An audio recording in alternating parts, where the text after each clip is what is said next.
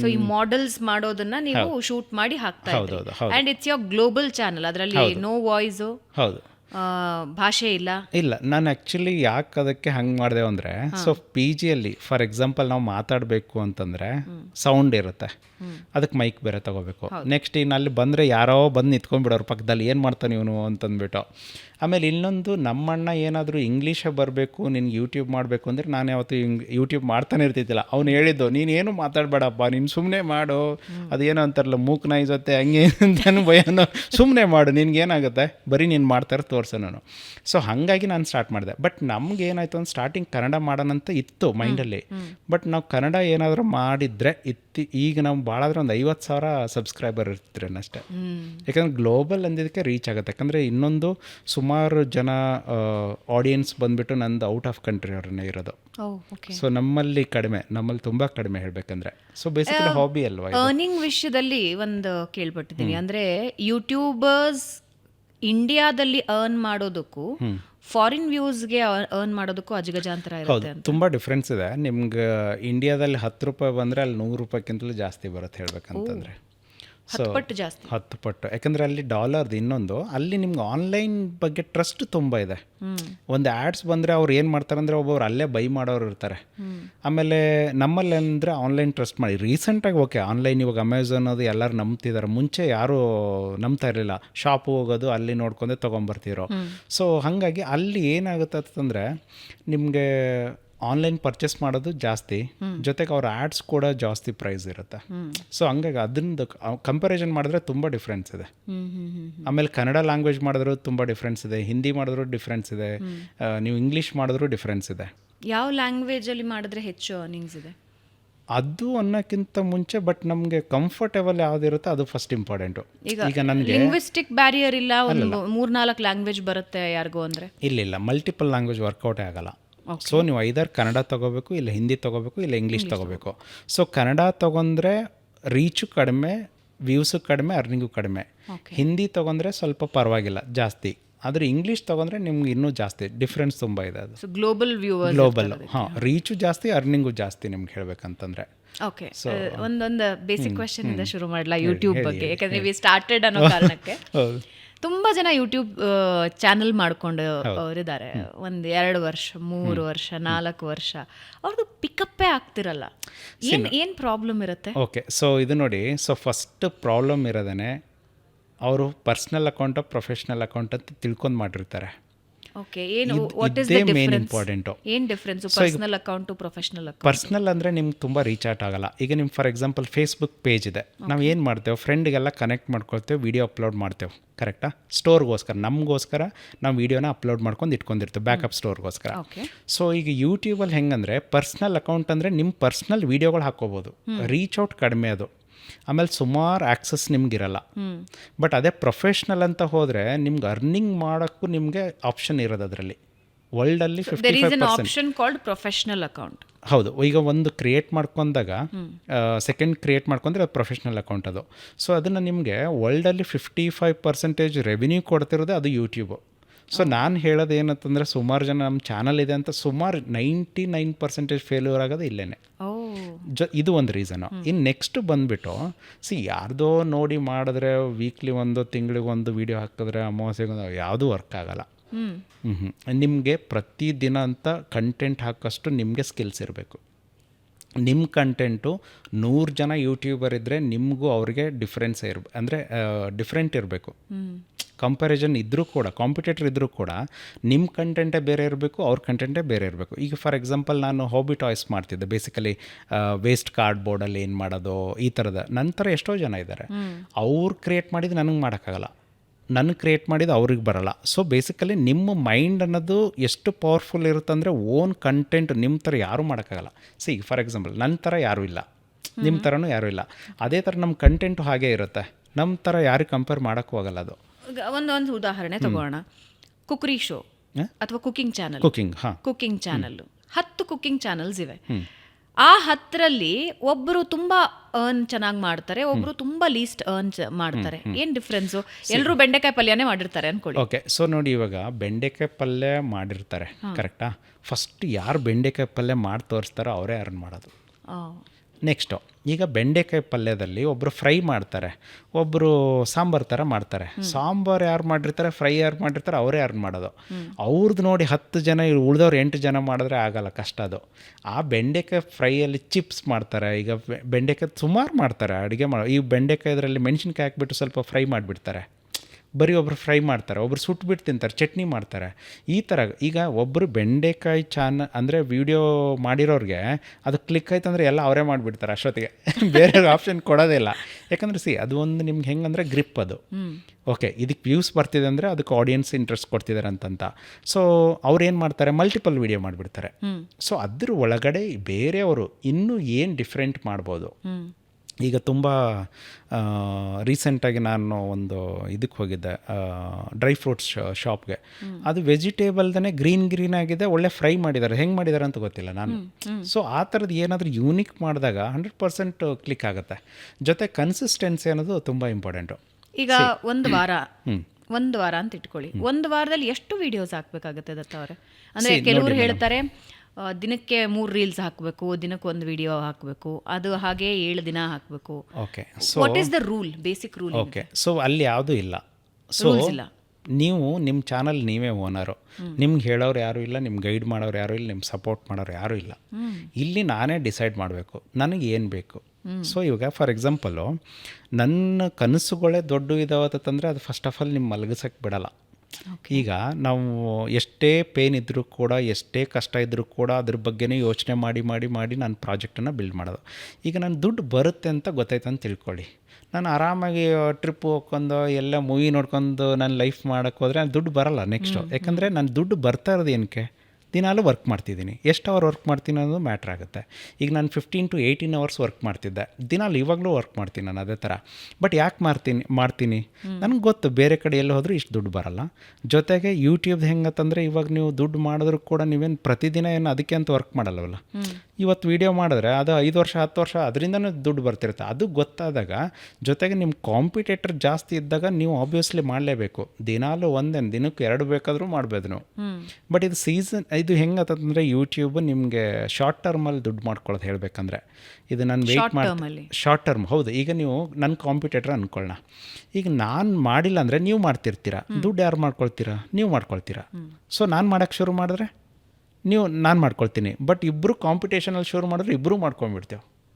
So ಆ ಥರ. But social ಮೀಡ್ಯಾದಲ್ಲಿ ಹೆಂಗಂದರೆ ನಿಮ್ಗೆ ಯಾರು ಗೈಡ್ ಮಾಡಲ್ಲ. ಇವಾಗ ನಮ್ಗೆ ಯೂಟ್ಯೂಬಿಂದ 1 million ಸಬ್ಸ್ಕ್ರೈಬರ್ ಆದ ತಕ್ಷಣ ನಮಗೆ ಒಬ್ಬರು ಮ್ಯಾನೇಜರ್ ಅಂತ ಕಾಲ್ ಮಾಡಿದ್ರು ಅಷ್ಟೇ. ಅವರೇನು ಅನಾಲಿಟಿಕ್ಸ್ ಹೇಳ್ತಾರೆ, ಅದು ನಾವೇ ಮಾಡ್ಕೋತೇವೆ. ಅದು ಹೇಳಬೇಕಂದ್ರೆ ಅವ್ರು ಸುಮ್ಮನೆ ಏನಂದರೆ ನನ್ನ ಚಾನಲ್ಗೆ ಇಷ್ಟು ಹ್ಯಾಂಡಲ್ ಮಾಡ್ತೀನಿ ಅಂತ ಅವ್ರಿಗೆ ಇರುತ್ತದೋ. ಬಟ್ ಒಂದೆರಡು ಟೈಮ್ ಫೋನ್ ಎದ್ದು ಆಮೇಲೆ ಎತ್ತಲಿಲ್ಲ. ಯಾಕಂದರೆ ನಿಮ್ಗೆ ಓನ್ ಸ್ಕಿಲ್ಸ್ ಇದ್ದಾಗ, ನೀವೇ ಎಕ್ಸ್ಪರ್ಟು ಇದ್ದಾಗ ನಿಮ್ಗೆ ಯಾರು ಗೈಡ್ ಮಾಡೋದು ಬೇಕಿಲ್ಲ. ಇನ್ನೊಂದು ನಾನು ಹೇಳಿದ್ರೆ ಮೇ ಬಿ ನಿಮ್ದು ಎಲ್ಲ ಇದು ಅನಿಸುತ್ತೆ. ಆ್ಯಕ್ಚುಲಿ ನಮ್ಮ ಮನೆ ಮುಂದ್ಗಡೆ ಕಾರ್ ತೊಳಿತಿದ್ದೆ ನಾನು. ಗೂಗಲಲ್ಲಿ ಯೂಟ್ಯೂಬಲ್ಲಿ ವರ್ಕ್ ಮಾಡೋ ಎಂಪ್ಲಾಯ್ಗಳು ನಮ್ಮ ಮನೆ ಮುಂದ್ಗಡೆ ಹೋಗ್ತಿದ್ರು. ಯಾವಾಗ ಅದನ್ನು ಬೋರ್ಡ್ ನೋಡಿಬಿಟ್ಟು ನಾನು ಕಾರ್ ತೊಳಿಬೇಕಂದ್ರೆ ಇಲ್ಲಿ ಯೂಟ್ಯೂಬರ್ ಯಾರಂತ ಕೇಳಿದ್ರು. ಆಮೇಲೆ ಅದು ನನ್ನ ಬ್ಯಾಡ್ಜ್ ನೋಡಿದ ತಕ್ಷಣ ನಾನೇ ಅಂತ ಗೊತ್ತಾಯ್ತು ಅವ್ರಿಗೆ. ಅವರು ಯೂಟ್ಯೂಬಿಂದ ನಿಜವಾಗ್ಲೂ ಇಷ್ಟು ದುಡ್ಡು ಬರುತ್ತೆ ಅಂತ ಅವರೇ ಕ್ವಶನ್ ಕೇಳಿದ್ದು. ಗೂಗಲಲ್ಲಿ ವರ್ಕ್ ಮಾಡೋರು, ಯೂಟ್ಯೂಬಲ್ಲಿ ವರ್ಕ್ ಮಾಡೋರು, ಅವರು ನಿಜ ಅವ್ರಿಗೆ ಶಾಕು.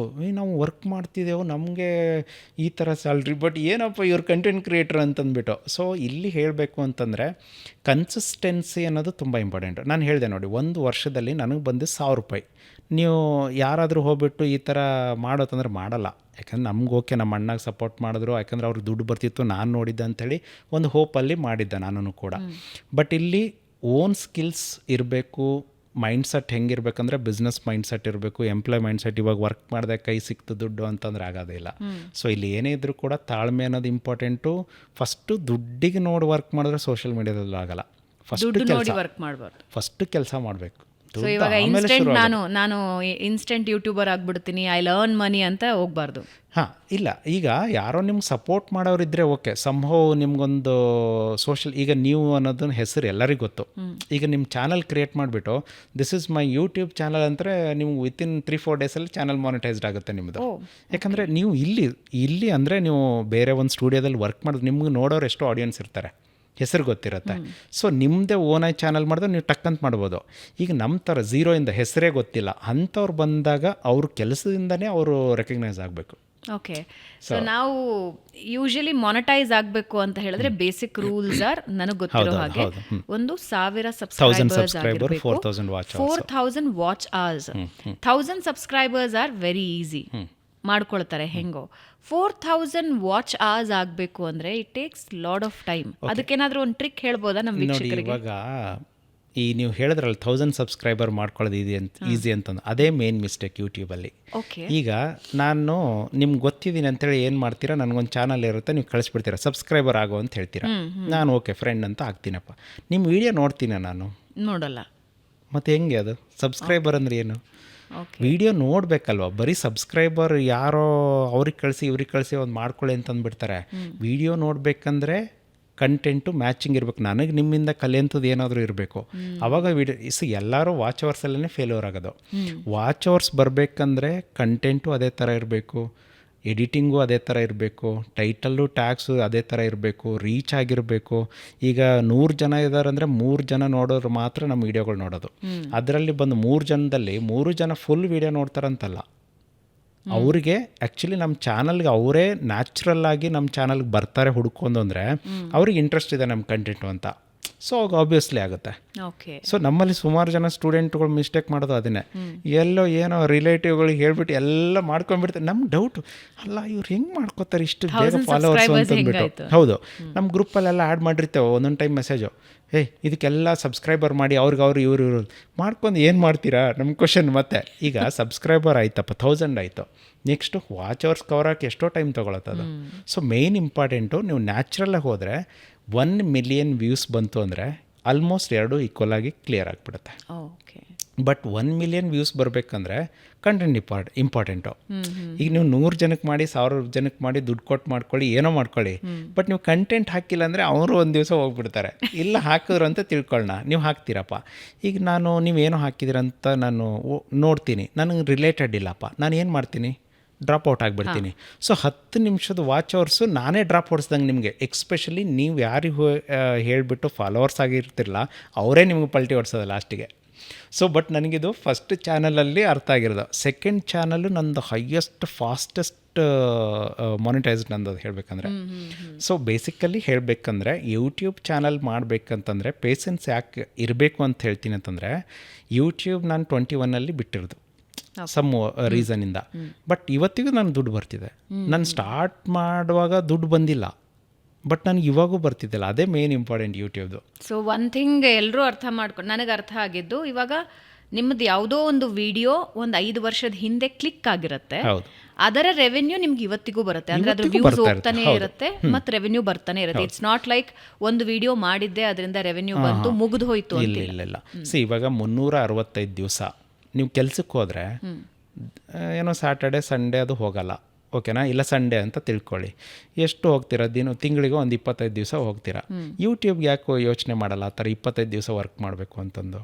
ಯಾರೂ ಮಾಡಲ್ಲ. ನಾನು ಅದಕ್ಕೆ ಹೇಳಿದೆ, ಯೂಟ್ಯೂಬ್ ವರ್ಕ್ ಆಗೋದು ಬಿಸ್ನೆಸ್ ಮೈಂಡ್ ಸೆಟ್ ಇರಬೇಕು. ಓನಾಗಿ ಏನೋ ಮಾಡ್ತೀನಿ ಅನ್ಬೇಕು, ನನಗೆ ಕೇಳೋನು ಹೇಳೋನು ಯಾರೂ ಇರಬಾರ್ದು ಅಂತ ಅನ್ಬೇಕು. ಸೊ ಈಗ ಇಲ್ಲಿ ನಾವು ವರ್ಕ್ ಮಾಡಲ್ಲ, ನಮ್ಗೆ ಯಾರು ಹೇಳಲ್ಲ, ಯಾರು ಕೇಳಲ್ಲ. ನಮ್ಮ ಅಣ್ಣ ಇನಿಷಿಯಲಿ ಹೇಳಿರ್ಬೋದು ನನಗೆ ಮಾಡು ಅಂತಂದು, ಬಟ್ ನನ್ನ ಕಂಟೆಂಟ್ಗೆ ಯಾವತ್ತೂ ಹೇಳಿಲ್ಲ ಅವರು. ನಾನು RC ಏರ್ಕ್ರಾಫ್ಟ್ಗಳೆಲ್ಲ ಬಿಲ್ಡ್ ಮಾಡಿದ್ದೀನಿ ನಾನು, ಬಟ್ ಅವ್ರಿಗೆ ಗೊತ್ತಿಲ್ಲ. But YouTube ಹೇಳಿದ್ದವರು. ಸೊ ಹಾಗಾಗಿ ಇಲ್ಲಿ ಏನಾಗುತ್ತಂದರೆ ಓನ್ ಮೈಂಡ್ ಸೆಟ್ ಅನ್ನೋದು ತುಂಬ ಇಂಪಾರ್ಟೆಂಟು. ಆಮೇಲೆ ಇನ್ನೊಂದು ಏನಂತಂದರೆ, ನಿಮಗೆ ಒಬ್ಬೊಬ್ರಿಗೆ ಹೆಂಗಾಗುತ್ತೆ ಅಂದರೆ ದುಡ್ಡು ಬರೋವರೆಗೂ ಇಂಟ್ರೆಸ್ಟ್ ಬರಲ್ಲ. ನಂದು ಅದೇ ಪ್ರಾಬ್ಲಮ್. ಸೊ ಅಲ್ಲಿವರೆಗೂ ನಮ್ಮ ಅಣ್ಣ ಪುಷ್ ಮಾಡ್ತಿದ್ದೆ, ವೀಕ್ಲಿ ಒಂದು ಫೋನ್ ಬಂತಂದರೆ ಇವತ್ತು ನಾವು ರಿಪೋರ್ಟ್ ಕೊಡಬೇಕು ಅನ್ನೋ ಥರ. ಸೊ ಹಾಗಾಗಿ ಯಾವಾಗ ನನಗೆ ದುಡ್ಡಂತ ಶುರು ಆಯಿತೋ ಆವಾಗ ನಾನು ಯೋಚನೆ ಮಾಡಿದ್ದೆ ಫುಲ್ ಟೈಮ್ ಹೋಗ್ಬೇಕಂತಂದು. ಯಾಕಂದರೆ ದುಡ್ಡು ಹೆಂಗೆ ಬರ್ತಿದೆ ಅಂತಂದು. ಸೊ ಫುಲ್ ಟೈಮ್ಗೆ ಯಾವಾಗ ಜಂಪ್ ಹೊಡೆದೆ ಅವಾಗಲೇ ನಮಗೂ ಟೈಮ್ ಸಿಕ್ಕಿರೋದು, ಯೋಚನೆ ಮಾಡೋಕ್ಕೆ ಟೈಮ್ ಸಿಕ್ಕಿರೋದು. ಪಾರ್ಕಲ್ಲಿ ಹೋಗಿ ಬುಕ್ ತೊಗೊಂಡು ಬರ್ಕೊಂಡು ಕೂತ್ಕೊಳ್ತಿದ್ದೆವು. ನಂದು ಹೇಳಬೇಕಂದ್ರೆ ತುಂಬ ಫ್ರೆಂಡ್ ಸರ್ಕಲ್ ತುಂಬ ಕಡಿಮೆ. ಹಾರ್ಡ್ಲಿ ತೆಗೆದ್ರೆ ದಿನಕ್ಕೊಂದು 4 ಕಾಲ್ ಬರ್ಬೋದು ನನಗೆ ಅಷ್ಟೇ ಪರ್ಸ್ನಲ್ಲಾಗಿ. ಸ್ಟೂಡೆಂಟದು ಬರುತ್ತೆ, ಏನೋ ಒಂದು ಕಲಿಸ್ಕೊಡ್ತಿದ್ದೋ ಅಂತಂದು. ಬಟ್ ನಿಮ್ಗೆ ಯಾವಾಗ ನಿಮಗೆ ಅಂಥೇಳಿ ಓನ್ ಟೈಮನ್ನು ಸ್ಪೆಂಡ್ ಮಾಡ್ತಿರೋ, ಆಬ್ವಿಯಸ್ಲಿ ನಿಮ್ಮ ಮೈಂಡು ಒಂದು ವಾರನೂ 10 ದಿವಸ ಆದ ತಕ್ಷಣ ಏನಾದರೂ ಒಂದು ಐಡಿಯಾ ಕೊಡುತ್ತೆ. ಯಾಕೆ ನಮ್ಮಲ್ಲಿ ನಾನು ಕಂಟೆಂಟ್ ಮಾಡಿರೋದೆಲ್ಲ ಏನು ಈಸಿಯಾಗಿ ನಮಗೂ ಬಂದಿಲ್ಲ.